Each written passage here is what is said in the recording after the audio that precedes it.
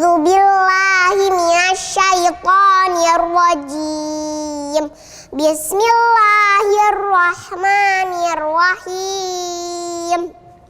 Nun wal qalami wa ma yasturun. Ma anta bi ni'mati rabbika bimajnun. Wa inna laka la ajran ghayra mamnun. Wa innaka la'ala khuluqin 'azim. Fasatubsiru wa yubsirun bi ayyikumul maftun. Inna rabbaka huwa a'lamu biman dhalla 'an sabilihi wa huwa a'lamu bil muhtadin. Shadaqallahul 'azim.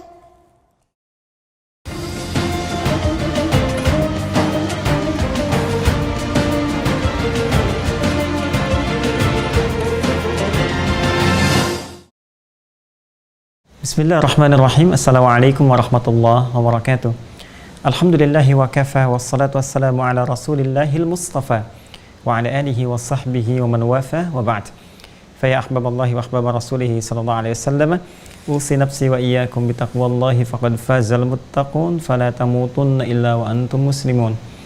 Faqala ta'ala ya ayyuhalladzina amanu taqullaha haqqa tuqatih wa la tamutunna illa wa antum muslimun. Saudara-saudariku dimanapun Anda berada, alhamdulillah berjumpa kembali dalam kajian Aku Suka, episode yang ke-8 tahun 1442 Hijrah dan bertepatan dengan 8 Ramadan. Alhamdulillah sudah hari ke-8, semoga Allah merahmati kita semua, menerima amal ibadah kita dan mengabulkan doa-doa terbaik kita dengan pengabulan yang paling indah, insyaallah. Amin ya rabbal alamin.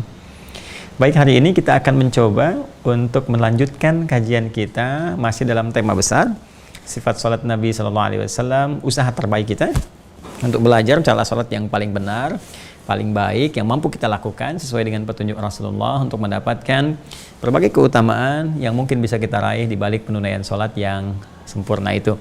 Ya, ada ketenangan, ada cepatnya pengabulan doa, ada jalan, jembatan menuju kebahagiaan, kesuksesan, dan hal-hal lain yang telah kita ungkapkan di edisi yang sebelumnya. Karena itu mohon izin teman-teman sekalian, dua hal. Yang pertama, coba dilihat sampai dengan detik ini, adakah kenikmatan itu sudah kita raih? Sholat sudah menenangkan jiwa kita atau belum? Dapatkan. Sudah merubah perilaku kita lebih baik? Ya, coba dicek ukuran itu. Kalau sudah sampai di situ, ada alhamdulillah yang harus kita syukuri, berhasil, pertahankan. Kalau belum sampai di situ, maka penyebabnya dua. Boleh jadi sholatnya kurang khusyuk, boleh jadi yang kedua, kita tidak memahami atau belum memahami dengan baik apa yang kita lakukan, kita kerjakan, bahkan yang kita baca dalam sholat kita. Untuk itulah penting bagi kita belajar materi ini supaya ibadah pokok yang kita tunaikan tiap hari ini melahirkan manfaat dunia untuk saat ini yang kita hadapi dan akhirat sebagai bekal terbaik kita saat pulang menuju Allah Subhanahu wa taala. Izin sekali lagi bagi teman-teman yang sekiranya ada yang baru bergabung atau mungkin terlambat sehingga sering kadang bertanya ini yang dimaksud Ustadz yang mana dan sebagainya, tolong merujuk kepada tayangan sebelumnya. Ya, Anda bisa cek cara cepatnya lewat buku kami yang catatan penuntut ilmu spesial Ramadan. Di situ setiap hari, jadi setiap halaman episode 1, 2, 3 sampai ke 8 ya saat ini. Ya, jadi Anda tinggal scan aja yang sebelumnya, tinggal scan, muncul video, amati itu, bisa sambil tiduran, sambil macam-macam. Adapun yang hari-hari berikutnya itu kita sertakan yang tahun lalu dulu untuk menambah wawasan. Ya, jadi nanti setiap kita berganti tayangan baru, maka itu akan update seketika. Dan nanti insya Allah informasi pentingnya di tanggal 23 April bertepatan dengan 11 Ramadan, insya Allah bila tidak ada kendala dan Allah mengizinkan yang terbaik, kita akan launchingkan satu aplikasi khusus pembelajaran yang mengajak Anda untuk belajar dengan lebih spesifik lagi, fokus lagi dengan tema besar yang nanti kita buka saat waktunya, tidak saat ini. Baik, kita izin melanjutkan kajian kita seputar sifat salat Nabi Sallallahu Alaihi Wasallam, dan saat ini kita telah dalam posisi menuntaskan wudhu dan juga dalam kondisi tidak menemukan air. Kita selesaikan pembahasan tayamum di pertemuan yang lalu. Nah, dalam keadaan setelah selesai berwudu, kemudian dia telah tuntas kita bertayamum. Kalau tidak ada tadi, ya kasusnya air tidak kita temukan. Kalau misalnya sudah tayamum nih, ya tayamum, terus airnya ada misalnya. Tadinya kan air misalnya macet nih, ya atau nggak mengalir dan sebagainya, ya tiba-tiba tidak ada air, nggak bisa kita akses. Kadar Allah misalnya alhamdulillah ketika kita mulai tayamum, selesai tayamum air datang. Nah, maka tayamum itu gugur ya, karena air telah dapat diakses kembali. Maka yang kita lakukan berwudu kembali ke asal. Tapi kalau air tadi tidak bisa diakses, maka tayamum yang dipraktikkan dengan segala yang telah kita sampaikan di pertemuan yang lalu. Ya, hari kemarin episode ke-7 dan ini juga telah kami terangkan sampai ke titik akhirnya. Ya, silahkan dicek kembali. Nah, dalam keadaan kita sudah sempurna menunaikan wudhu, dalam keadaan sudah suci, kan telah bertaharah, maka hadis memberikan tuntunan kita untuk melanjutkan pada step berikutnya. Ya, mempersiapkan untuk menunaikan sholat dengan sempurna. Kembalikan ke hadisnya dulu. Ya, saya ingatkan kembali teman-teman sekalian pada hadis riwayat Al-Bukhari. Ya. Riwayat Al-Bukhari dan juga Muslim, ya. Dan tentunya keduanya di kitab sahihnya. Ya, ini yang nomor hadis 757, ini yang 397. Rawinya kalau ada mendapati perbedaan nomor di sini karena hal tertentu, entah cetakan atau mungkin sebagian pakai ikhtisar sehingga tidak sama. Ya, di sini bisa dilihat rawinya sahabat Abu Hurairah. Abu Hurairah pada kejadian sahabat Khalad bin Rafi' Az-Zuraiqi, ya, Khalad bin Rafi' Az-Zuraiqi. Ya, atau tentang al-musi fi shalah. Ya, orang yang salatnya kurang bagus yang kemudian ditunjukkan oleh Nabi sallallahu alaihi wasallam tata caranya seperti yang pernah kita bahas ya di beberapa pertemuan yang lalu. Baik. Tegasnya Nabi menyampaikan ketika mengajarkan sahabat Khalad bin Rafi' Az-Zuraiqi, semoga Allah muliakan dan ridai beliau, karena mengabarkan kepada kita jalan pembelajaran yang tersambung ke Nabi. Ya kan? Baik, bismillah. Nabi mengatakan, "Idza qumta ila shalah", saya tuliskan. Idza qumta, ya kan? Ila shalah. Baik. Jika engkau, jika, ya, qumta dari taknya dulu kita terjemahkan. Ya, jadi kalau ada kata kerja bersambung dengan kata ganti, maka yang diterjemahkan kata gantinya dulu. Ya, misal jalasa, duduk. Ya, saya ingin katakan saya duduk, saya telah duduk. Ya, maka kita matikan bagian akhirnya huruf sin, jalasa jadi jalas, tambahkan kata ganti untuk saya, tu. Jalas tu, maka mengartikannya subjeknya dulu. Ya, saya dulu, saya duduk. Ya, di sini qumtu. Jadi qama yaqumu, qumtu. Ya. Idza qumta, idza apabila atau jika, qumta ta engkau, kamu, ya kan? Apabila engkau, kamu, karena Khalad ini laki-laki, maka menggunakan a fathah. Ya, kalau perempuan pakai i, qumti, ya. Sama juga dengan kata ganti langsung menunjuk pada yang kedua di hadapan kita, misalnya kalau kita ingin menggunakan bentuknya misalnya kaf, kaful khitab, jazaka, ya. Orang sering mengucapkan terima kasih dan memohon pada Allah memberikan pahala, jazakallahu khair. Ya, jadi kalau a itu ke laki-laki, kalau perempuan tinggal ganti pakai i, jazaki. Jadi jangan ada lagi para akhwat ibu-ibu yang menyampaikan pada saya, Ustaz, jazakillah khair. Saya tidak pakai mukena. Saya pakai panggilan seperti ini ya. Jadi cukup sampaikan jazakallah khair. A untuk laki-laki, a. Dan baik, kalau untuk perempuan i gitu kan. Nah, itu ya. Jadi idza qumta, jika engkau ingin menyempurnakan. Nah, ini ada qama di sini telah saya terangkan di pertemuan lalu, menunjuk pada sesuatu yang sempurna. Ya. Tunaikan dengan baik semaksimal yang bisa kita lakukan. Idza qumta ila shalah, jika engkau ingin menyempurnakan salat, kan? Ya, boleh kita terjemahkan jika engkau ingin menunaikan salat dengan sempurna, bisa. Ya. Kemudian pertama asbighil wudu. Nah, ini ya, asbighil wudu, sempurnakan dulu wudu'mu, telah kita bahas. Jadi kita kasih contoh begini, ya. Tsumastaqbilil qiblah. Tsumastaqbilil qiblah. Ini dia step yang kita bahas. Ya. Sempurnakan dulu wudu'mu, tsumastaqbilil qiblah, kemudian setelah itu kamu menghadap ke arah kiblat sebagai persiapan untuk salat. Baik, ini indah sekali redaksinya, sempurna diksinya. Ketika menggunakan thumma berarti ada jarak, ada fase. Ya, jadi kata sambung itu konjungsi atau disebut huruf ataf. Ya, ataf dalam bahasa Arab itu umumnya yang digunakan tuh ada 3 umumnya, walaupun banyak nanti ya. 3 ini bisa fa, bisa waw, bisa thumma. Ya, bisa fa gini, fa, bisa wa, bisa thumma begini. Ya, bisa thumma. Fa.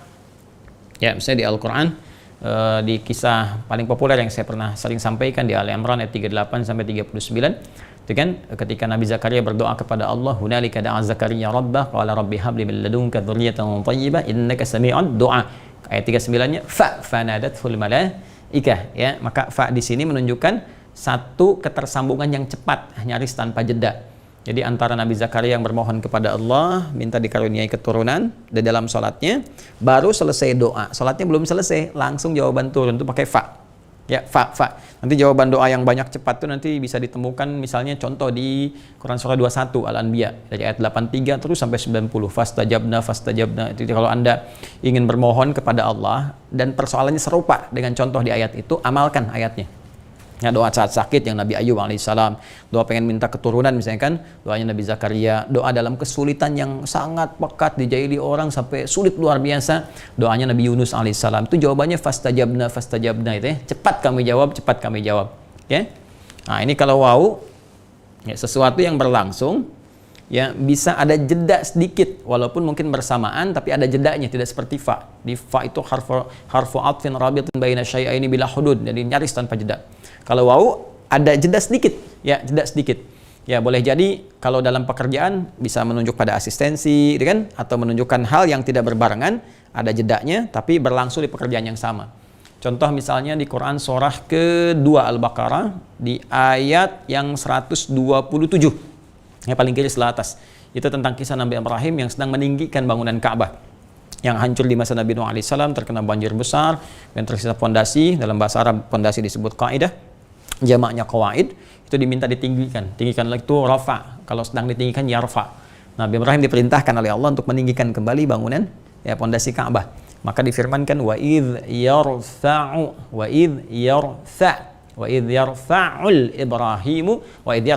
Ibrahimul qawa'ida, ya. Dan ingatlah, pahami, pelajari ketika Ibrahim alaihissalam, ya, mendapat perintah dari Allah Subhanahu wa taala untuk meninggikan kembali pondasi-pondasi Ka'bah. Wa idh yarfa'u Ibrahimul qawa'ida wa Ismail. Ada wa-nya, kan? Wa Ismail ini jadi ketika Allah menyampaikan wa idh yarfa'u Ibrahimul qawa'ida, kan? Minal bait. Masya Allah. Minal bait wa Ismail. Nah, ini ada wa di sini. Ya. Dan ingatlah, pahamilah, pelajarilah ketika Ibrahim alaihissalam melaksanakan perintah Allah dengan meninggikan pondasi-pondasi minal bait, dari al-bait Ka'bah itu, wa Ismail. Dan Ismail pun mendampingi, mengasisteni, membantu. Ya, jadi yang diperintahkan Nabi Ibrahim bersamaan saat mengerjakan, Ismail pun berusaha mengikuti, ya, berusaha membantu alaihi wassalam. Jadi antara pekerjaan Nabi Ibrahim dengan Ismail alaihissalam itu tidak berlangsung bersamaan begini, tidak. Tapi ada jeda untuk mengasistensi itu. Jelas ya? Baik, nanti kisahnya panjang lah supaya kita terlampau melebar. Nanti saat masuk kepada ayat ini dalam kajian tafsir atau konteks yang lain kita bisa jelaskan. Bagaimana nanti kisahnya ada makam Ibrahim, bagaimana kisahnya ada hijrah Ismail dan sebagainya dari peristiwa ini asalnya. Nah, kalau thumma ini jedanya agak lebih panjang, ya, untuk menunjukkan pekerjaan yang telah selesai di awal, tertib kemudian masuk kepada yang lain, atau pekerjaan yang sama tapi ada jeda yang cukup panjang, yang panjangnya melebihi yang wa ini, ya. Jadi nggak langsung stepnya. Ya, seperti di sini. Ketika kita akan menunaikan sholat, berusaha dengan sempurna, maka kata Nabi asbiqil wudu, sempurnakan wudu dulu. Ya kan, menyempurnakan wudu ada proses, ya kan? Ada proses. Jadi ketika wudunya telah selesai, jangan buru-buru, nggak pakai fa, jangan buru-buru langsung ngejar. Ya, ini pun hati-hati nih. Ya, nanti kita akan bahas spesifik lah terkait dengan setan. Setan ini memang harus kita spesifik bahas supaya kita bisa waspada. Ya, orang belajar fikih sholat, fikih tentang malaikat, paham tentang malaikat, tentang ini, tapi nggak pernah ada pembahasan misal fikih setan, ya, pemahaman tentang setan, fikih dalam konteks ini pemahaman. Jadi supaya kita ngerti ini di perbuatan ini ada setan menggoda nih, bagaimana cara menggodanya. Kalau kita tahu caranya, kita bisa menangkal atau bahkan menghindarinya. Ya, seperti setan menggoda orang wudu, namanya walhan. Walhan itu yang sering bikin bisikan tuh, suruh buru-buru. Ya, Anda baru aja begini mau kumur-kumur kan, tiba kemudian imam misalnya udah siap, ada iqamat, Allahu Akbar, bisa cepat-cepat tuh, ya. Sedang puasa Ramadan baru kumur-kumur 3 kali, yang keluar 2, yang satu kemana tuh Joni? Gitu ya. itu masalah juga tuh, ya. Jadi hati-hati tuh, ya, kadang nyuruh Anda cepat-cepat sehingga nggak sempurna wudunya. Habis gitu baru takbir dibisikin sama dia, Itu tuh, wah luar biasa jahatnya setan tuh begitu. Kita disuruh buru-buru, ya begitu sudah selesai buru-burunya masuk bergabung saf, dibisikin sama dia, kamu nggak sempurna tadi wudunya, baru takbir, lihat gangguannya tuh. Ya, itu gangguan yang ekstra yang sangat luar biasa gitu ya. Karena itu penting hadis ini memberikan isyarat, ini kerjakan dengan sempurna. Ya, kerjakan dengan sempurna, asbiril wudu, asbagha yusbigu asbiril wudu. Sempurnakan dulu. Ya, baguskan. Setelah itu jangan buru-buru berdoa. Nggak apa-apa walaupun tidak iqamat, kita mau masuk saf, sempurnakan dulu yang baik. Ya, menghadap kiblat berdoa. Asyhadu an la ilaha illallah wa asyhadu anna Muhammadar Rasulullah sallallahu alaihi wasallam, kan? Allahumma ij'alni minat tawwabin waj'alni minal mutatahhirin waj'alni min ibadikas salihin. Itu baru berjalan. Ya, baru kemudian stepnya dilanjutkan. Nah, ini faidahnya huruf ini. Jadi saya ingin sampaikan ini, kadang orang nggak semua ya, semua misalnya baca hadis atau baca dalam teks, apalagi juga di Al-Quran terjemahan, ini umumnya sekedar lewat gitu. Ya, cuma diartikan kemudian aja, tapi kemudian ini nggak dibahas dalam konteks huruf makna, itu ada korelasi. Ya, jadi ini memberikan kesan kepada kita bahwa pekerjaan yang kita lakukan sebelum kita menyiapkan sholat menghadap kiblat, maka asbigul wudu ini harus disempurnakan dengan baik dulu, jangan buru-buru. Ya, jangan buru-buru ya. Ya, apa tuh bahasa Belandanya? Burung busuh ya. Buru-buru gitu ya, jadi rusuh ya. Nah, itu jadi siapkan dengan baik dulu ya untuk ke sini. Nah, kalau ini sudah beres, selesai, baru famastaqbilil qiblah. Kemudian dia berusaha untuk menghadap ke arah kiblat. Jadi ada aqbala, ada istaqbala. Ya, itu sama-sama menghadap, tapi istaqbala, itu lebih menunjukkan kepada usaha yang tidak mudah gitu. Kalau aqbala itu langsung ditemukan objeknya. Ya, al-yawm huwa yuqbiluni. Dia hari ini akan menemui saya, menghadap saya. Jadi objeknya sudah ditemukan, saya. Ya, insyaallah al-yawm, insyaallah Sayyidi Ahmad sayuqbiluni. Insyaallah Tuhan Ahmad akan menghadap kepada saya, kan? Maka datang, objeknya ada, sudah jelas. Ya, langsung berhadapan. Tapi kalau objeknya misalnya bisa jadi jauh dari kita, tapi kita ingin mengarahkan kita supaya terhadap sejajar dengan itu, atau minimal kita mengarah ke situ, maka gunakan rumus ista di kaidah sarafnya, di gramatikal bahasa Arab. Jadi nanti ada nahwu, ada saraf, ada balaghah. Ya, nahwu ada turunan lagi, saraf ada 12 turunan lagi, kemudian balaghah ada 3 ya turunannya, ma'ani, bayan, dan badi'. Nah, ini di ilmu saraf nanti ada bagian tasrif itu yang menggunakan ista ya. Ista gini. Nah, ini tambahannya. Ini fa'ala. Ya kan? Ini rumus dasarnya. Rumus dasar yang 3 huruf tambah ista jadi istaf'ala yastaf'ilu. Ya, ini misalnya ghafara jadi istaghfara, hasuna jadi istahsana. Ya, ini kan dari kata qabila jadi istaqbala, istaqbala. Nah, ista ini punya beberapa arti. Ya, bisa berarti memohon, bisa memohon meminta ya. Mohon. Seperti ghafara ini ampunan, mau meminta ampunan, mohon ampunan, istaghfara. Sifatnya disebut istighfar. Istaghfara yastaghfiru istighfaran, permohonan ampunan lillah kepada Allah Subhanahu wa taala. Ya, bisa jadi menunjukkan pada usaha yang menginginkan sesuatu. Ya, usaha sungguh-sungguh untuk mendapatkan sesuatu. Seperti hasuna, baik, istahsana, ya berusaha menjadi baik. Ya, berusaha mendapatkan kebaikan. Nah, sama juga di sini istaqbala ini menunjukkan makna yang kedua, setidaknya itu berusaha dengan sungguh-sungguh untuk bisa menghadap ke arah kiblat. Nah, jadi kalau kita akan menunaikan sholat, maka step yang dilakukan setelah berwudu, kita memetakan terlebih dahulu kiblatnya di mana tuh. Ya, kiblatnya mana? Jelas dulu. Dan kiblat ini arah yang ditunjukkan oleh Allah Subhanahu wa taala untuk memberikan kesan dan kondisi ibadah umat Islam itu tertib, rapih. Masya Allah gitu kan, terlihat. Jadi, dan memang kita bisa lihat, silahkan cek dimanapun teman-teman sekalian. Demi Allah, kalau ini rekayasa manusia, agama buatan manusia, nggak mungkin begini. Itu Allah yang gerakkan, sehingga sedunia itu kalau kita petakan, dicitrakan dari atas, itu menghadap ke satu titik untuk kiblatnya, menunjukkan arah. Ya, ingat, ini menunjukkan arah. Arah inilah yang menjadikan kita taat pada perintah Allah. Ya, Allah arahkan kita supaya tertib, rapih, menghadap pada satu titik yang sama untuk kiblat kita, arah kita dalam beribadah kepada Allah. Ya, jadi jangan dipahami bendanya itu Tuhan, bukan, itu salah paham dan nggak punya ilmu. Ya, nggak punya ilmu. Jadi kalau tidak punya ilmu, jangan ikut komen. Kalau tidak punya ilmu, belajar dapat ilmu, cepi. Gitu ya. Jadi supaya tahu, paham, baru mengerti di situ. Jadi kiblat itu bukan Tuhan. Ingat ya, kiblat itu bukan sesembahan. Kiblat itu adalah arah yang Allah tunjukkan untuk kita menaati perintah Allah supaya kita bisa nyaman dalam beribadah dan menyembahnya. Ya, sekarang Anda beginilah. Anda mau misalnya ketemu dengan saya gitu kan, itu ilustrasi dan laisa kamitslihi syai'. Ustaz Adi, saya mau datang besok ya. Oke, nanti Anda misalnya ketemu saya di Masjid Al-Ihsan, ya kan? Satu. Terus begitu qadarullah di Masjid Al-Ihsan, ketemu misalnya, kemana Ustadz? Oh coba Anda hadap kiri deh, ya, nanti terhubung ke saya di situ. Ya, menghadap kiri, ketika Anda menghadap ke arah kiri itu ya bukan sayanya di situ. Ya, sayanya sisi yang lain. Apalagi kalau kita misalnya tersambung online. Ya, menghadap ke kamera ya, Anda akan terhubung dengan saya, bertemu saya misalnya kan. Ya, bukan berarti kemudian Anda menghadap kamera, kameranya saya. Kan?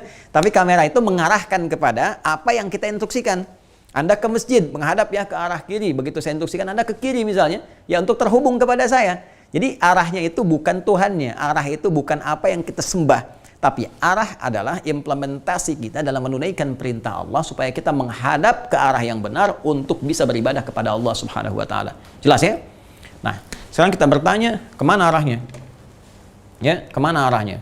Maka turun Quran surah kedua Al-Baqarah ayat 144 untuk mengarahkan kita semua. Ya. Quran surah kedua Al-Baqarah ayat 144. Ya, jelas ya? Nah, saya ingin berkisah dulu sebelum ini turun, ada asbabun nuzulnya. Jadi dulu di awal-awal masa salat disyariatkan. Jadi salat itu disyariatkan dalam peristiwa Isra dan Mi'raj itu. Itu peristiwa Isra dan Mi'raj kurang lebih setahun sebelum Nabi berhijrah ke Yathrib yang kelak menjadi Al-Madinah Al-Munawwarah. Jadi sudah salat dalam periode Mekah, ya. Itu kiblat masih menghadap ke arah Al-Masjid Al-Aqsa. Al-Masjid Al-Aqsa. Jadi menghadap ke arah Masjid Al-Aqsa. Kemudian ketika pindah ke Yathrib yang kelak jadi Al-Madinah Al-Munawwarah, kata Nabi, itu dapat olok-olok dari orang Yahudi. Orang-orang Yahudi itu udah punya genetika mengolok-olok di antara turunan mereka, ya. Jadi ada beberapa kebiasaan yang diabadikan dalam Al-Quran sebagai kesan yang harus diperbaiki, gitu ya. Nah, misal tentang olok-olok seputar puasa, ini umatnya Muhammad SAW ini nggak punya waktu untuk puasa spesifik sehingga ikutan kita di Asyura, ya. Maka turunlah kemudian Al-Baqarah untuk menerangkan nih loh, ya Allah bisa turunkan yang lebih baik dibandingkan dengan itu semua. Ini sebetulnya penghormatan, toleransi kepada Anda supaya lebih baik. Ya, sama persis, ya, hikmah dibalik penetapan awal sholat itu menghadap ke arah Masjidil Aqsa, itu salah satunya adalah bagaimana kita membangun satu sifat penghormatan, hubungan yang baik, ya, sehingga Allah memberikan satu kesan Islam ini baik loh, ya, toleran, cukup baik, menghormati, dan bisa mengambil pergaulan yang baik, ya, sehingga bisa membangun kesan yang positif dengan orang-orang Yahudi yang ada pada saat itu. Karena Masjidil Aqsa juga termasuk kiblat bagi umat Islam. Ibrahim Muslim, Musa Muslim, Isa Muslim, semua Muslim. Dan untuk bisa mengangkat penghormatan itu sekaligus mengingatkan mereka bahwa Anda itu Muslim, jangan menyimpang. Ini buktinya kami saja yang Islam diarahkan ke sana, kan? Yang di situ pernah ada sejarah para nabi-nabi Muslim sebelumnya, kan? Orang-orang yang membawa risalah Islam itu diarahkan ke situ, yang muncul olok-olok tuh ikut-ikutan kita katanya kan? Ya, mereka nggak sadar diarahkan ke situ supaya ibadah Yahudi itu jadi benar lagi. Tapi yang terbalik kemudian terjadi, oh ini olok-olok, ini nggak punya kiblat, punya macam-macam. Kemudian turunlah Quran surah ke-2 Al-Baqarah ayat 144 untuk menegaskan, kalau Allah mau itu kan dari awal aja udah bisa diarahkan ke kiblat yang paling sempurna, rumah pertama yang dibangunkan untuk manusia semuanya. Rumah pertama, kiblat yang terbaik, kiblat yang paling utama. Nah, cuma ini qadar Allah yang tadi itu, hal-hal yang muncul dari olok-olok tadi mempertegas penguatan turunnya ayat ini, sehingga Allah sampaikan, qad nara taqalluba wajhika fis sama'. Ya, sejak peristiwa tadi banyak diolok-olok, Nabi Muhammad SAW bermohon kepada Allah berikan solusi. Ya Allah berikan solusi, berikan kebaikan. Nabi sampai menghadap kemudian ke langit, meminta, gitu kan. Lalu Allah menyampaikan, qad nara taqalluba wajhika fis sama'. Kami perhatikan, kami amati, engkau selalu menengadahkan wajahmu, gitu kan, ke langit, memohon kepada Allah Subhanahu wa taala, meminta. Ya, ini sesuatu yang sangat menarik, teman-teman sekalian. Nabi itu meminta kan cukup lama, minta, tapi wahyu nggak turun seketika. Tadi untuk memberikan kesan tadi kepada orang-orang Yahudi supaya mereka teringat kembali dengan risalah, kembali kepada kebaikan, tapi yang hadir tadi olok-olokan, kan? Tapi bab keduanya ini juga memberikan kesan tentang doa. Ini tentang doa. Jadi doa itu nanti punya 3 sifat. Kalau mendesak kita membutuhkannya, Allah dengan sifat rahmannya akan memberikan seketika langsung dengan permohonan kita. Yang kedua, bisa jadi Allah menunda apa yang kita mohonkan sampai kita siap menerimanya, atau keberkahannya lebih besar yang layak kita terima. Dan yang ketiga, mengganti apa yang kita inginkan dengan apa yang kita butuhkan. Ya, kalau mau ilustrasi sederhana ya kehidupan kita lah. Ada anak minta misalnya dibelikan motor, dia sudah kuliah, cukup, kita mampu, kita berikan. Ada anak misalnya SD minta motor, apa Anda mau kasih walaupun Anda mampu? Tidak kan? Anda tunggu dulu sampai dia cukup, punya SIM, baru kemudian diperkenankan. Yang ketiga, anak Anda sakit. Ya dia minta jeruk, kata dokter, jeruk kurang bagus nih, yang bagus apel, cocok untuk bisa membantu dia lebih cepat pulih dengan penyakit dia. Ya, maka Anda berikan apel, walaupun anak itu merengek, kadang saya mau jeruk, kata Anda, ini apel rasa jeruk, ya kan? Bisa Anda berikan. Ya, awalnya kan begitu, awal tidak menyenangkan, tapi setelah itu dia menjadi sehat, dia bisa makan jeruk, dia bisa makan misalnya durian, semangka dan sebagainya, lebih banyak lagi. Pun demikian dalam pemberian Allah Subhanahu wa taala. Jadi kalau Anda sedang berdoa, tidak terkabul seketika, bukan Allah boleh jadi nggak menjawab itu, bukan. Boleh jadi menunda dulu, ya, supaya Anda banyak tergerak meminta lebih dekat lagi dengan Allah, pahala banyak, dan nanti diberikan saat Anda siap. Ya, mungkin bisa bab di rumah tangga, pengen punya keturunan, belum dapat saat ini, gitu kan? Ya, bukan berarti Allah nggak kabulkan. Bisa jadi minta kita tingkatkan ibadah, dapat pahala lagi, dapat pahala, atau ada kebaikan lain, atau ada latihan merawat anak-anak yang lain dulu yang kita rawat, yatim dan sebagainya. Setelah terbiasa sayang, Allah kasih sehingga puncak sayang bisa lebih maksimal. Ya, kadang dikasih dengan ganti yang lebih baik lagi misalnya. Belum dapat sekarang ini, Allah kasihkan ada anak-anak terbaik yang kita rawat dan sebagainya. Itu memberikan dorongan lebih besar kepada kita. Ya, Nabi aja ada kondisi nggak dikasih seketika, diberikan ketika maslahatnya lebih besar.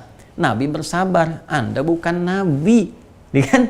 Maka harus menuntut, kan? Karena itu kita belajar dari kisah ini bahwa ketika Nabi meminta kepada Allah, jawaban Allah sederhana. Kami perhatikan. Jadi setiap berdoa itu, walaupun belum datang jawaban pada saat itu diperhatikan. Tercatat pahalanya, jangan dikira sia-sia, tercatat pahala.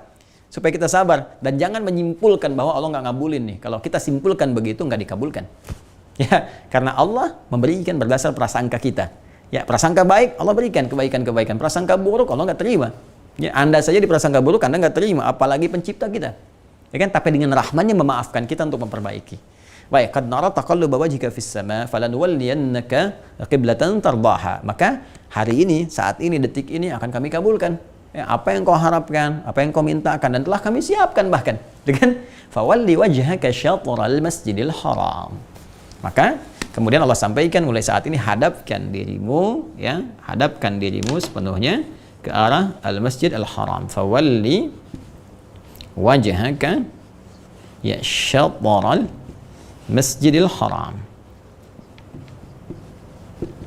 Ini dia. Maka hadapkan wajahka, dirimu sepenuhnya. Saya telah terangkan pada Anda semua tentang makna kalimat wajah. Wajah dibagi dua. Ingat tayangan saya sebelumnya, ada wajah yang berarti ini bagian depan kepala kita, ada wajah bagian depan keseluruhan tubuh kita. Tinggal nanti konteksnya, kalimat yang disampaikan berbicara tentang yang mana. Ya, baik di ayat, hadis ataupun kalimat-kalimat harian kita. Nah, di sini yang dimaksudkan wajah di sini adalah bagian depan seluruh tubuh kita. Ya, ini. Jadi bukan hanya wajahnya yang bagian depan kepala saja. Jadi bukan misalnya kiblatnya ke sana, wajahnya begini ke sini. Ya, Allahu Akbar, tidak ya. Itu sesuatu yang salah, keliru. Jadi yang dihadapkan keseluruhan bagian depan tubuh kita, keseluruhan dari atas sampai dengan ke bawah ini. Ya, syatral masjidil haram, ke arah Masjid Al-Haram, Masjid Al-Haram yang ada di kota Makkah Al-Mukarramah. Makkah Al-Mukarramah. Ya. Baik ya. Jelas ya? Jadi ini kiblatnya. Jadi ketika di hadis ini disampaikan tsumastaqbil kiblat, kemudian menghadaplah ke arah kiblat, maka yang dimaksudkan menghadap ke arah Al-Masjid Al-Haram. Nah, seperti ini. Ini Masya Allah ya, Masya Allah sangat luar biasa apa yang disampaikan oleh Allah Subhanahu Wa Taala kepada Nabi Sallallahu Alaihi Wasallam. Dalam kondisi ayat ini turunkan bukan di Mekah, ya, tapi di Al-Madinah Al-Munawwarah, ya kan? Itu pun Nabi kalau dalam konteks Madinah sekarang katanya, ya. Tapi kalau kita cari lagi di referensi riwayatnya, itu Nabi bahkan sedang keluar Madinah, karena Madinah masa Nabi itu terbatas. Yang sekarang sekitaran masjid aja tuh kurang lebih sekitaran Masjid Nabawi itu Madinah tempo dulu, kurang lebih sekitaran itu aja. Di luar itu sudah bukan Madinah. Tapi sekarang Madinah sudah luas ya, wilayah sekitaran yang kita sholat 2 rakaat itu ya di masjid, baik yang Qiblatain misalnya, dan ke Kuba itu kita datang itu sekarang sudah masuk Madinah ya. Pasar Kurma kalau yang Anda jalan-jalan ke sana ya di Madinah sempat lihat-lihat kan. Kemudian wilayah-wilayah sekitarannya di situ yang kita bisa kunjungi dalam konteks kita umrah dan mampir ke Madinah itu sudah masuk Madinah sekarang. Dulu di luar itu. Di luar ya, semakin luas daerahnya, semakin luas batasan-batasannya. Nah, Nabi sedang di luar kompleks yang sekarang kompleks Masjid Nabawi. turun kemudian ayat ini yang sekarang masih dalam masuk wilayah Madinah. Artinya kalau dari Madinah ke Mekah saja sekarang kurang lebih lah 400 kilo kan jaraknya. Ya, 400 kilo ya. Maka ini sangat luar biasa. Ya, ketika Allah menunjukkan menghadap ke arah Masjidil Haram. Ya. Kenapa? Ya, karena esensi tertinggi di Masjidil Haram ini kan adanya Ka'bah. Ka'bah. Ini yang menjadi poros utama, kiblat utama kita beribadah. Ini ke Ka'bah. Ya, ke Ka'bah. Menghadap. Rumah pertama yang dibangunkan sebagai kiblat bagi manusia, ya itu muncul di Quran surah ketiga, ya Ali Imran, di ayat yang dari mulai ke 96 sampai dengan 97-nya. Ya, ketika Allah menegaskan inna awwala baiti wudi'a lin-nasi lalladzi bibakkata mubaraka. Sungguh rumah pertama, tempat ibadah pertama, kiblat pertama yang dibangunkan arah untuk semua manusia adalah ini, Ka'bah dia yang ada di Mekkah. Ini kiblat utamanya. Karena itu kalau kita buat turunan dari yang terkecil ini, Ka'bah, ya kemudian ada di area Al-Masjidil Haram, begini. Maka orang-orang yang ada di Masjidil Haram menghadapnya langsung ke arah Ka'bah. Ya, karena itu kita temukan saf nanti ya, di sini mulai melingkar untuk orang tawaf itu. Ya, terus keluar. Jadi kalau kita ada di area Masjidil Haramnya, di dalamnya maka menghadapnya diarahkan ke arah Ka'bah. Sudah ada saf-safnya diatur ya oleh otoritas tempat. Kemudian kalau kita keluar ini, kan keluar ini bisa agak dekat, bisa lebih jauh kan? Ya, kalau agak dekat masih sekitaran masjid, masih ada saf-saf. Ini dekat hotel aja ada saf, ada garis-garis.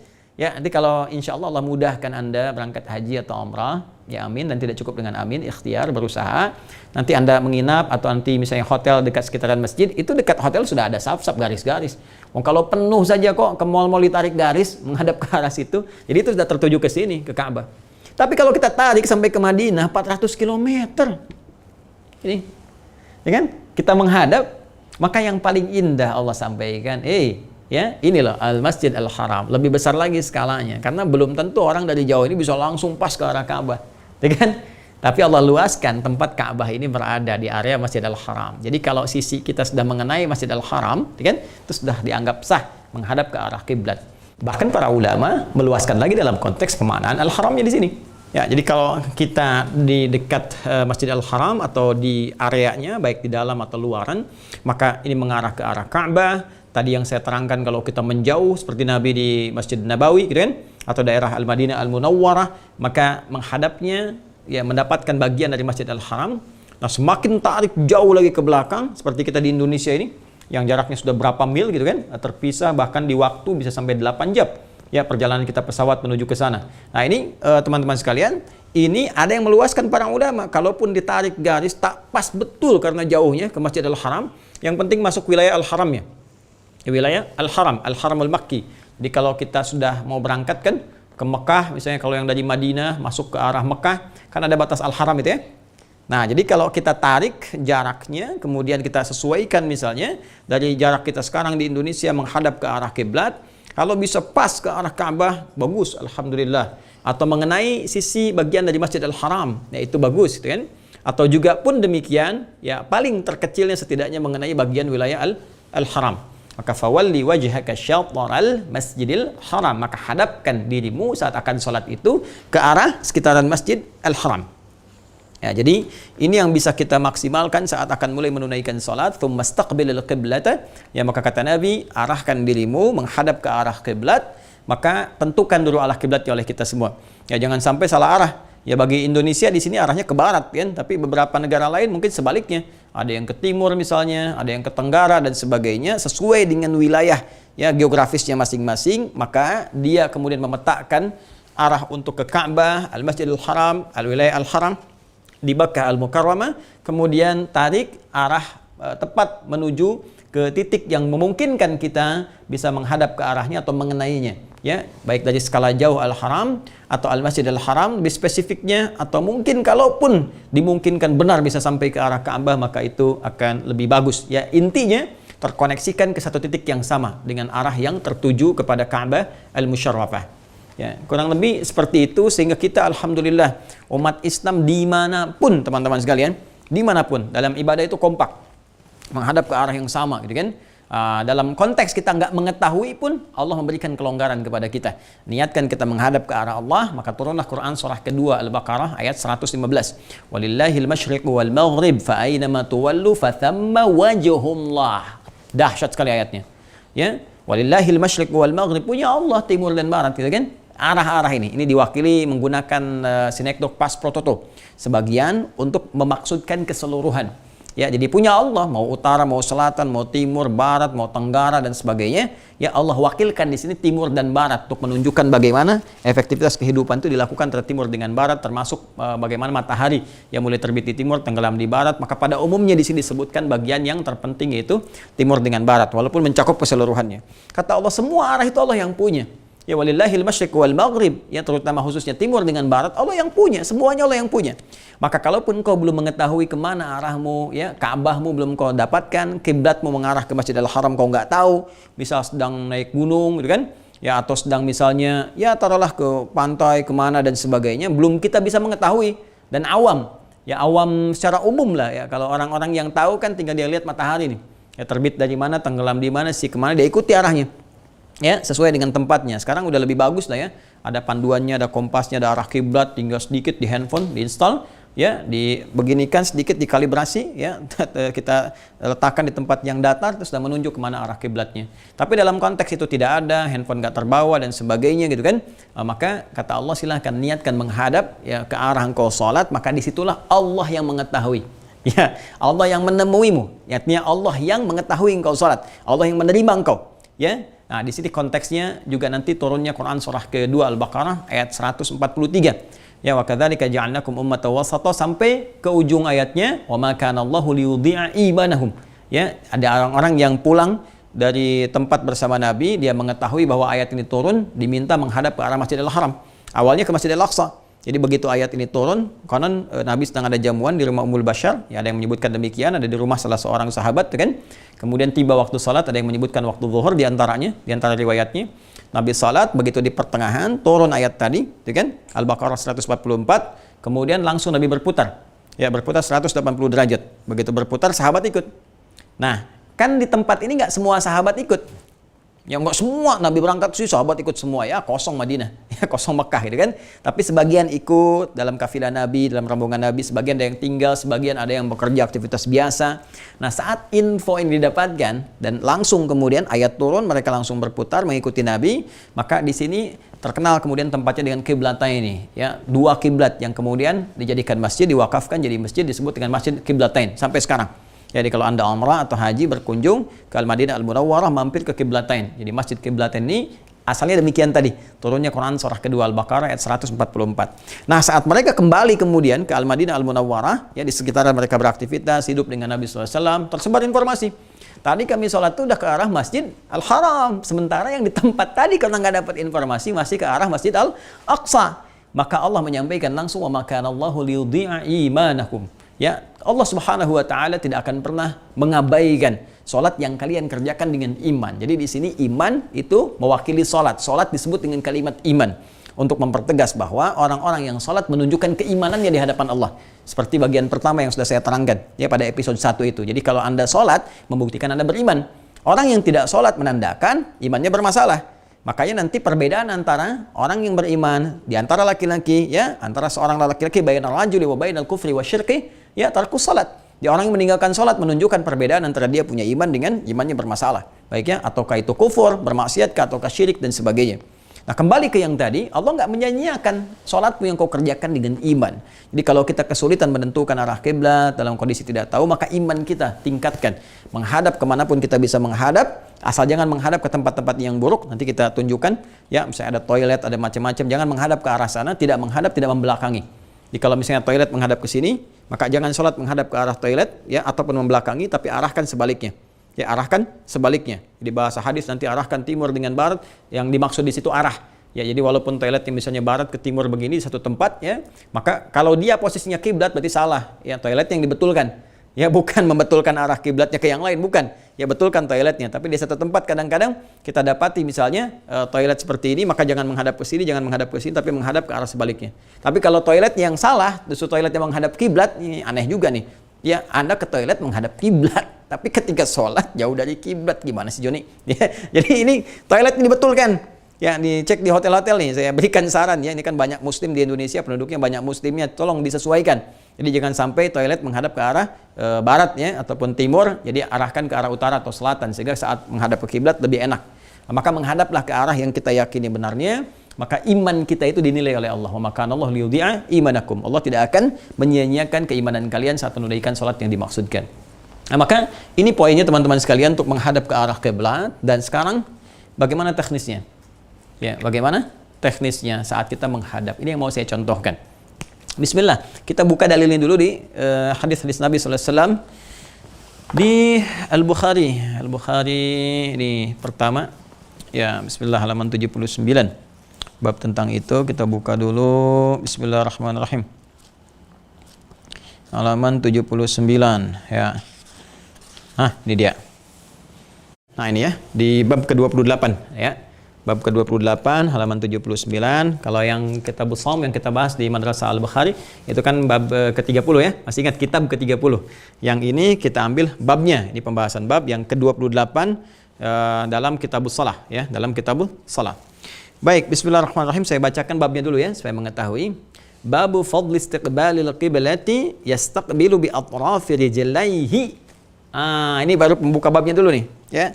Bab fadli istiqbalil qiblah, bab keutamaan menghadap ke arah kiblat. Tentunya saat sedang sholat ya, karena yang kita bahas nih kitab as-shalah.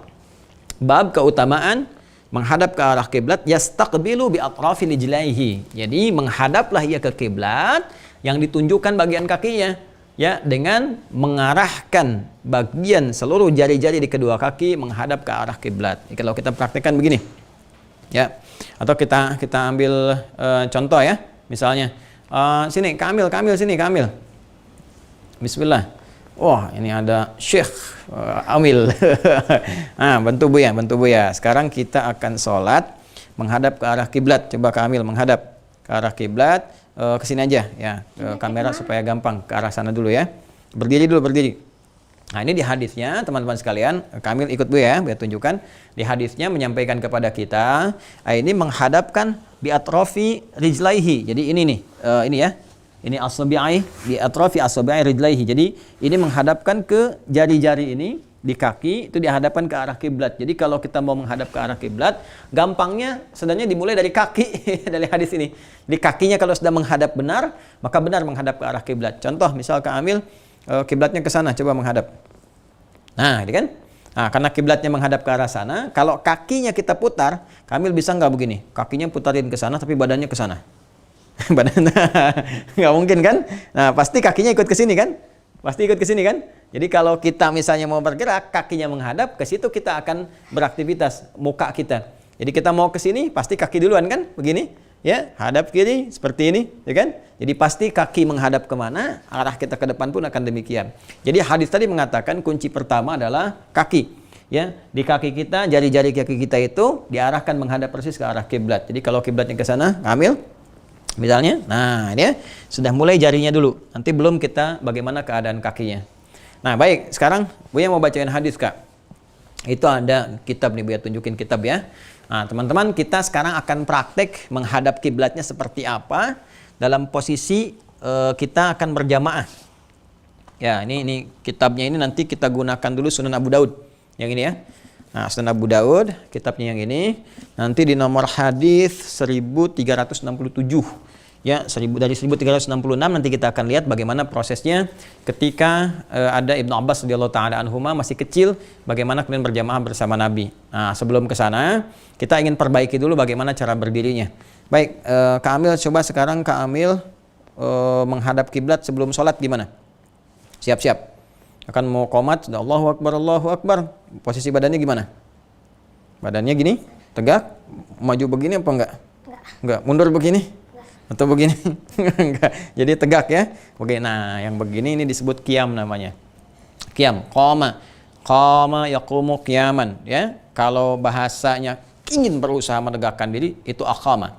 Aqama yuqimu iqamah ya. Iqamah cuma kan suka disingkat jadi qomat ya, Kak ya.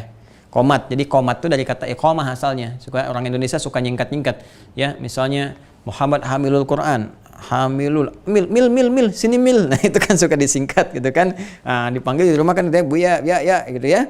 Nah, jadi iqamat disingkat menjadi apa? Jadi qomat. Nah, jadi iqamah itu artinya menegakkan diri. Siap, tegak, sempurna. Jadi badannya tegak. Ya, nggak boleh miring kanan, miring kiri, begini tegak sempurna seperti ini. Nah, kaki kaki sempurnanya ini betul nih, bagus nih. Jadi ini sejajar dengan bahu nih. Ya, jangan terlalu rapat begini, coba rapatkan nak.